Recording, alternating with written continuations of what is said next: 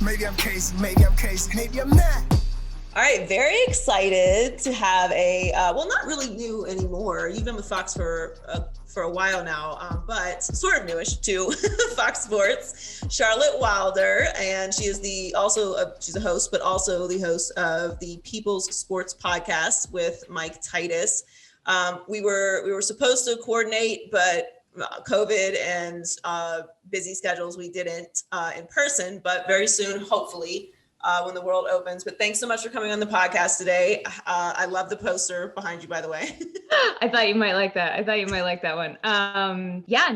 Thank you so much for having me. I'm so psyched. It's so strange because, you say new and I'm like, yeah, no, I'm still new. We're coming up on a year, but until you meet the people you work with, which just happened 2 weeks ago, I was like, oh, well, I'm new here. And they were like, honestly, half of our team is actually newer than you are. So it's bizarre. You're not really new. But yeah, it's such a different world. But we're navigating. We're getting through it. Hopefully. We sure are.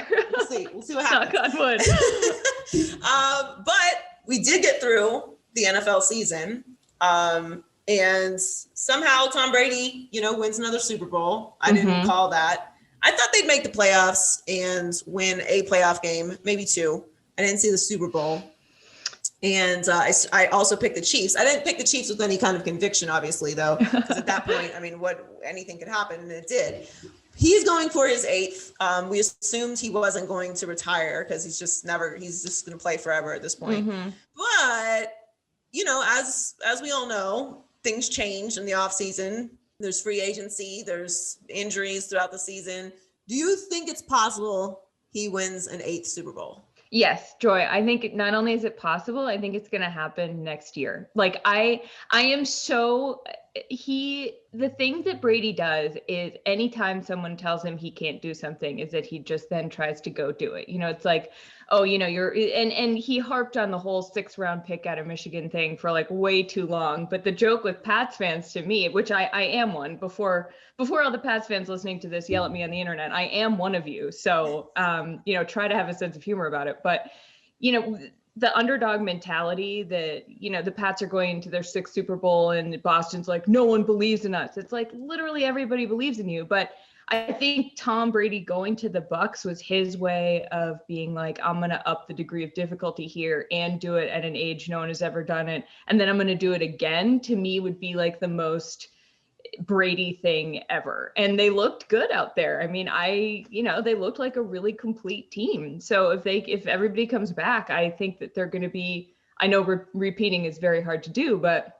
I kind of feel like at this point, why count them out? Yeah, I'm with you on that. And I'm so with you on the New England versus everyone. You guys are favored to win the Super Bowl every year. What are you talking about? Just manufactured bullshit about everybody everyone hates you because you win. Everyone doesn't hate you because they think it's over. Thank you for saying that, because I've been saying that for years. It drives me nuts. I mean, Joy, one thing on that's funny to me is that I tweeted something about how I was like, oh my God, it's actually hilarious that, the Patriots got fans for 2 decades to buy into this no fun puritanical culture. They literally got fans to work for work. To root for work. They're like, do your job. We hate weekends. And it was this mentality. And then Brady goes to Tampa, wins with Gronk, who's, been in the WWE by that point, has a total blast, gets hammered on a yacht. And you're just like, it's the greatest troll of all time to me, is that New England fans, thought you had to do it and have no joy in it. And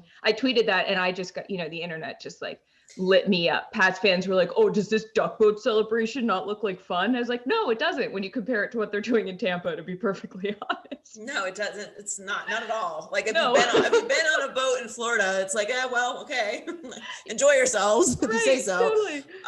But to that point, Bruce Arians said that Brady wanted to try and do it a different way. He wanted to, take a different path. Mm-hmm. We kind of talked about this a little bit when Philadelphia won. Because Philadelphia was all about we do it the fun way. Totally. We have fun. And, I was kind of okay, that's it. It's fun. Okay. And celebrate. Winning is fun. All right. Yep. But winning is also work. And when you get to the top, which is very, very hard to do, to your point, it's very hard to repeat. It's hard, very difficult to stay at the top. Yep. So, all that fun stuff, obviously Philadelphia is a shit show now, but are the shots at Belichick getting a little out of hand? Because I'm with you. Like, I'm not an for the man. And like, I like to work hard, but like, I also shut it down in a big way when it's time. So like, I think that hard work and consistency is important. And I think that's what Brady brought to Tampa, but like similarly how LeBron went to Miami and won and then brought that to Cleveland. Like, I don't like the idea necessarily, like all that no fun, hard work stuff is like silly. I totally agree. I think that, I think that there's the happy medium, right? Which is you don't want going to work to be miserable. But you also, if you're kidding yourself, if the whole saying like, do what you love, it's like, yeah, you can love it, but that doesn't mean it doesn't take work and dedication and days where you would rather not work. Like, of course that's going to happen. So I think the idea that for Belichick and Brady, you can't separate their narrative. Like, who knows what would have happened if one of them hadn't been there. Maybe it worked for them at the time, maybe it continued to work for them, but I do think that it is a bit of an indictment on Belichick that the roster is also falling apart at the same time that all of this is going on. It doesn't seem like he found a way to keep that momentum going. He's famously bad at drafting. And so I think that you can kind of set your own terms and say, we're not going to have fun here if you can back it up. And right now it's looking a little less back upable at the moment. So it's maybe they could have had fun doing it too, or maybe there could have been a little less of that rigidity, but at the same time, we'll never know because you can't go back and do it again. Right. Well, it's just like everything else. It's like, it's balance. Like, enjoy what you're doing and don't make it stressful, everyone. I say this while I've got Brian Flores, Belichick disciple. There's joy in hard work. I love that though. I mean, for you, that's perfect. Yeah, it's special. And he signed it, and he doesn't sign in cursive. Just writes Brian Flores. Which I love, love. That's such a baller move. It is. I have not time for this. So we're in a new era, similar to the NBA free agency and offseason, where it's just madness. Only it's the NFL. And a lot of it has to do, or most of it has to do, in my opinion, because there's quarterbacks moving now. So we've got the stars and the franchise changers moving around, which is something that we really never used to see. Do you like that quarterbacks are being more mobile in the offseason? On the field? Yeah, I do. And the reason that I do is very simple, which is that I love gossip. Like I am obsessed with celebrity gossip. I follow like all the Bachelor stuff. I've always been this way. And the reason that I think part of me loves sports so much is because it really is just gossip. Like all we're doing is sitting here talking about other people. And so when you have more movement like that in the league, and then it brings up more discussion, and it's like, is this good? I don't know. It's something to talk about, and it's a change that we haven't seen from, one guy going to one team and then staying there forever. And it's interesting in the era of the NBA where player empowerment is such a big part of this world, which I know we'll get to in a little bit here, but I think it's just fascinating to see players putting their foot down, especially guys like DESHAUN Watson, or who knows with Russell Wilson, who have no trade clauses in their contract, where they're like, oh no, not only do I want out of here, but I get to approve where I go. And that's like, I think it's going to result in probably better football too, to a certain extent, and also worse football. And maybe it's less league parity, but I just love having more things to sort of consider and talk about.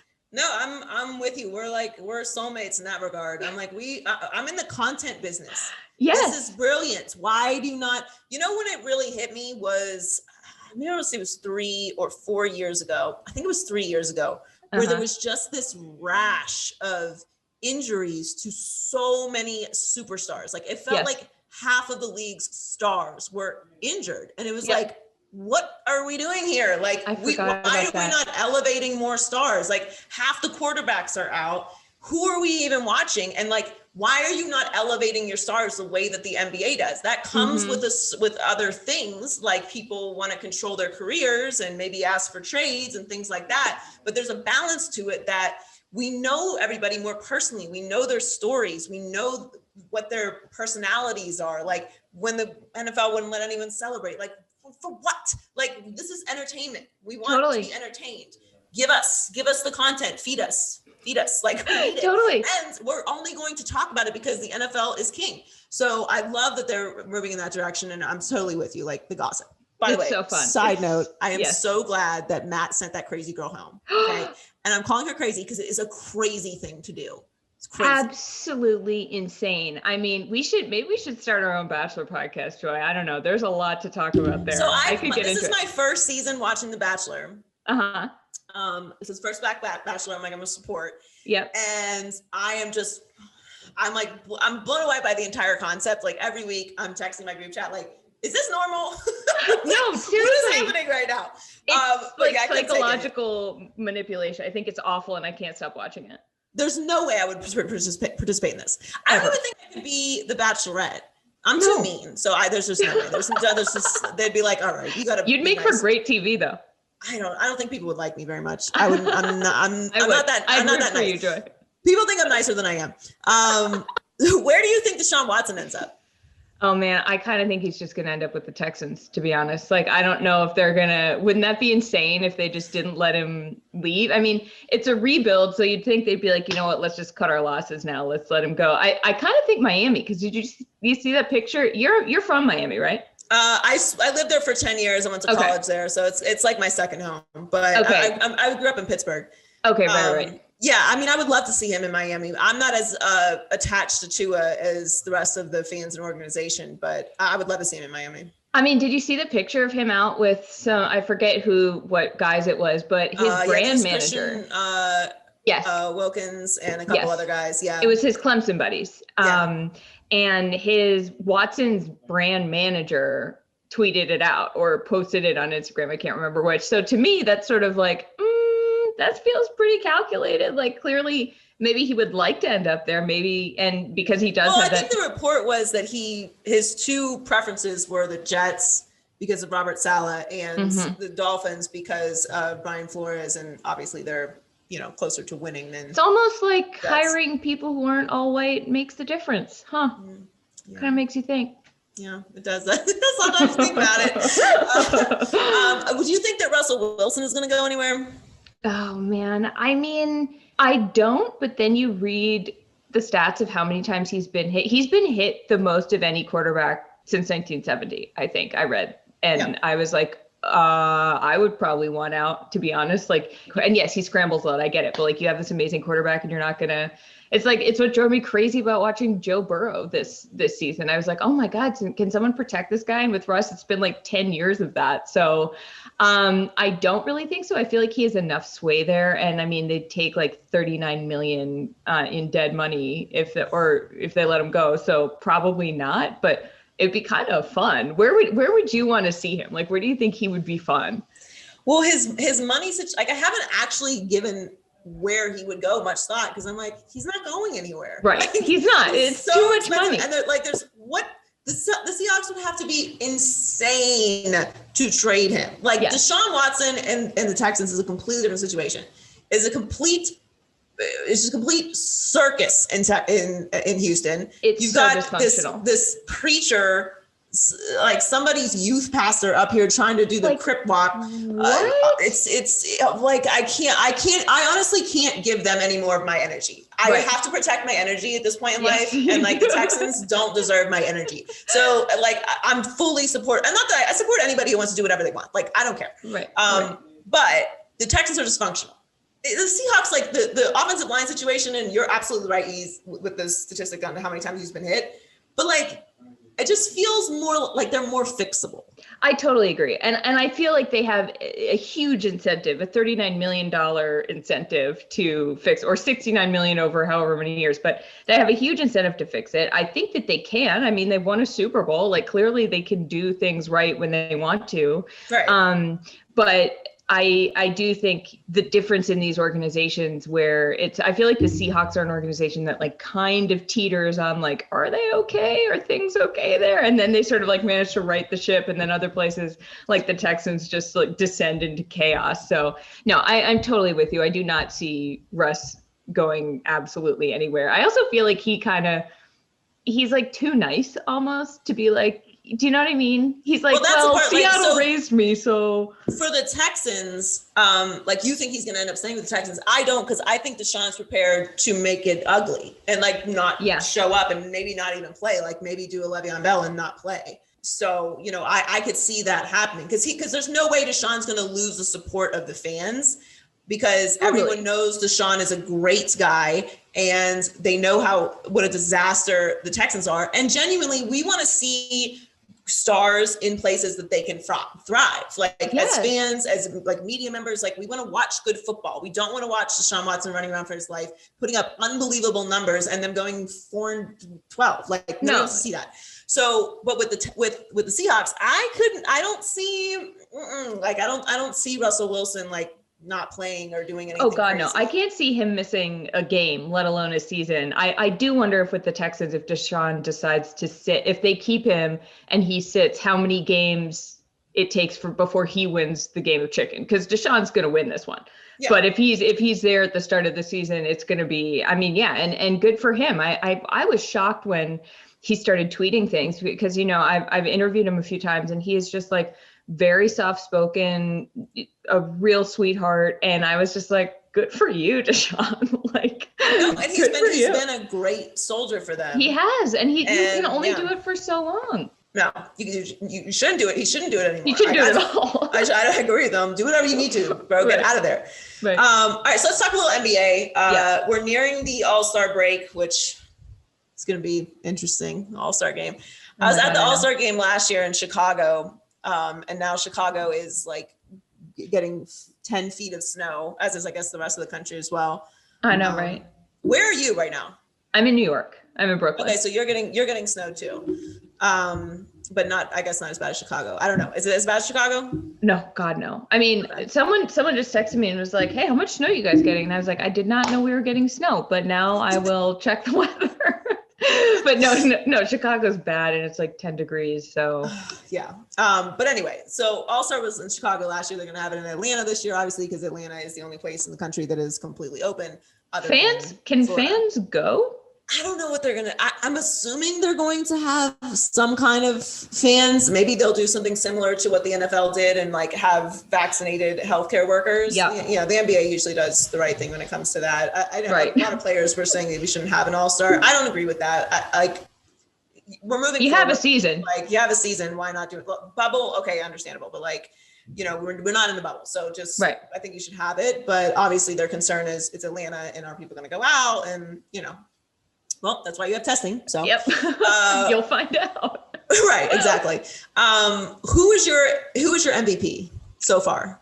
I think I wouldn't have said this a month ago, but I think Steph. But I really think it depends on how you define MVP, because that to me, you know, it's like, it worked out with the NFL this year that Aaron Rodgers happened to be the best player on a team that made it as close as you can get without getting to the Super Bowl.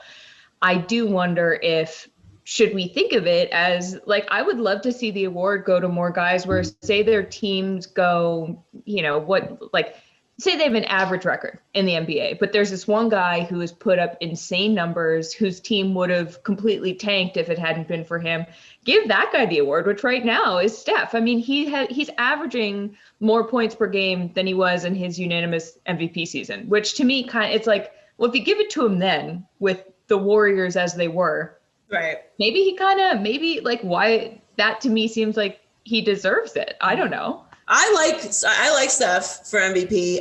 My MVP right now would be LeBron. Mm-hmm. I think LeBron should have gotten the MVP last year, but I'm with you. I think that the NBA MVP, not so much in the NFL because it's usually very obvious towards the end of the season who the MVP is.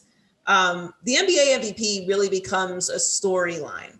Definitely. And it changes every year. Like, that's why last year I was like, LeBron deserves the MVP. He deserves the MVP this year. I don't care about Giannis's stats. Like, Giannis cannot even get to the Eastern Conference Finals. And I know it's a regular season award. I know. But that kind of drives me crazy, though, that it is a regular season award. I understand why. You have a postseason MVP, I guess, in the finals MVP. But it's like, if you're that good and maybe it's like if you here's an interesting rule. If you have been in the league for more than 4 years and your team has never made it to the playoffs, you can't be an MVP regular season award winner. No, I think that's fair. They don't make the playoffs. So many teams make the playoffs. It's not NBA. that hard. Yeah, no, that I'm with you on. I know Giannis had an MVP season last year. It's just like, it was just based off stats. They're like, oh, well, stats are better than last year, to your point, and he won the MVP last year. Like, okay, but you guys change what the MVP is every year. So why? Okay, I guess that's what it is this year. Right. Do you believe in the Brooklyn Nets? I do. I really do. And it's because watching them, I watched the start of the game last night and Kyrie just like immediately gets a ball and sinks a three. And you're just like, oh, okay. I don't know. There's something I thought when it was just KD and Kyrie without Harden, I thought that they would make it to the finals. And now I'm wondering if it's like too many good guys. And I know that sounds weird to say, but I feel like, they're third in the East right now. So yeah, I also just think it's so, Yeah, they're third. Patrick Ewing here behind me. It's wild that, Brooklyn has a shot and the poor Knicks, Yeah, the Knicks are fun, They are. Julius Randle, right? I can give them that. They're fun. I know. Interesting. I picked the Nets to win the East before Harden got there. Yeah. Obviously, I know they have no defense. We know that. But what happened with Kyrie and Harden this week, I think, is significant. With Kyrie telling Harden he's the point guard, and them having that conversation, because I really believe in roles in the NBA. I think they're very important. Like, great coaches assign roles to players and get them to buy into their role. Totally. And do great and be excited about contributing in their role. You don't have this in the NFL because you have positions. An offensive lineman is not going to be like, coach, I want more carries. It's not how it works. So don't worry about that. Like, what your job is. Right. So I think it's very important because, to your point, is it too much, which is everyone's concern other than the defense, obviously. And I think that when you have assigned roles and everybody buys in, and Kyrie is obviously the biggest question mark for buying into it, I think that's right. No, I think you're right. I think that's true. And I think that Kyrie's level of, I feel like, this is total speculation, but Kyrie to me has seemed to play best when he feels appreciated and heard, pretty much, which maybe with the coaching staff now, they're able to do that. I think that the way they publicly handled his taking some time this fall was a pretty good indication that they've got his back. And so if he can stay locked in on that, and if he and Harden can end up working in harmony together, then what a fun team, what a fun thing to watch. But I could also see it just completely imploding. Well, at least it's going to implode in the postseason. It's going to be interesting either way. Exactly. We root for content. That's what we do. Exactly. We do. Well, thanks so much for coming on with me, Charlotte. Make sure that you follow her at The Wilder Things on Twitter and Instagram, and subscribe to the People's Sports Podcast. She's not that new to Fox Sports, but I'll be new however long it works to be new for. If it's to my advantage to be new, then fantastic. Well, we're happy to have you. And make sure you go follow her and support. Thank you so much for coming on the podcast, and stay warm, since it's I guess just cold in New York. It's just cold everywhere that's not California or Florida. Thank you so much for having me, Joy. It's great to talk to you. Thanks.